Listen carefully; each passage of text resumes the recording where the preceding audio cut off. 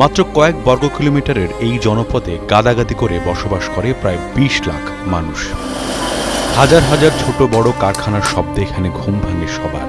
সেই শব্দের মধ্যে হারিয়ে যায় অসংখ্য শিশুর শৈশব, আর জীবিকার লড়াইয়ে প্রতিদিন ক্ষয়ে যায় হাজারো নারী।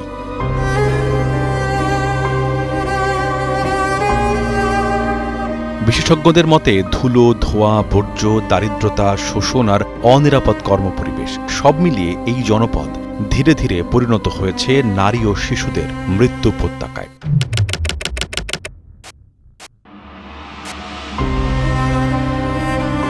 যেখানে হাজার হাজার নারী ও শিশু প্রতিদিন কাজ করেন জীবনের ঝুঁকি নিয়ে।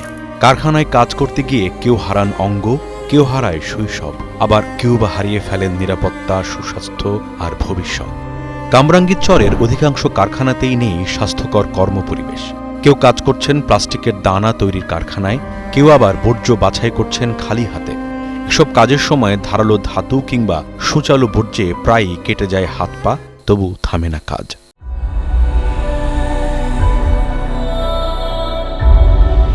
কেউ আবার নদীর দূষিত পানিতে নেমে ধুচ্ছেন বর্জ্য পলিথিন।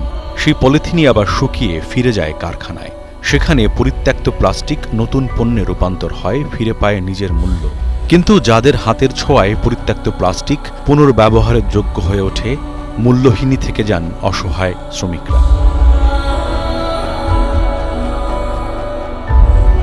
মা যখন মেশিনের সামনে ব্যস্ত, তখন সন্তানের শৈশব কাটে কারখানার মেঝেতে, কখনো রাস্তার পাশে, কখনো নদীর তীরে, আবার কখনো অন্ধকার গলিতে। কেরানীগঞ্জের জান্নাতবাগে ৪৫০০ টাকা ভাড়ার ছোট্ট এই ঘরেই পুরো সংসার। তীব্র গরমে যেখানে এক মুহূর্ত টেকা দেয়, সেখানেই জীবন কাটছে নারী শ্রমিক জয়নব বিবি আর তার স্বামী ও মেয়ের। আলো বাতাসহীন সেই ঘরে জয়নবদের সঙ্গী লাখো ঝাড়পোকা। একসময় একটি অ্যালুমিনিয়াম কারখানায় কাজ করতেন জয়নবের স্বামী সেন্টু হাওলাদার। কাজ করতে গিয়েই মেশিনে কেটে কনুয়ের নিচ থেকে বিচ্ছিন্ন হয়ে গেছে তার ডান হাত। এই দুর্ঘটনাটি শুধু একটি হাত কেড়ে নেয়নি, সঙ্গে ধূসর হয়ে গেছে একটি পরিবারের ভবিষ্যৎ। স্বামী হাত হারানোর পর সংসার চালাতে কাজে নামেন জয়নব, কিন্তু ভাগ্য যেন তার জন্য লিখে রেখেছিল একই পরিণতি। একদিন প্লাস্টিক কারখানার মেশিনে বিচ্ছিন্ন হয়ে যায় তারও ডান হাতের আঙুল। কারখানায় কাম করছি, কাটতে গেছে গা, আমার দুজনেরই আটকাচ্ছে, এক জায়গায় মেশিন কাজ করছে, বুঝছেন। আমার হাত কারখানায় কাজ করতে যে কেটে গেছে, আমার স্ত্রীর হাত কেটে গেছে, আমাদের কোনো ক্ষতির ডাক্তার কষ্ট দিয়েছে। দুর্ঘটনার পর বদলে গেছে সেন্টুর পুরো জীবন। এখন আর এক হাতে কাজ জোটে না সহজে।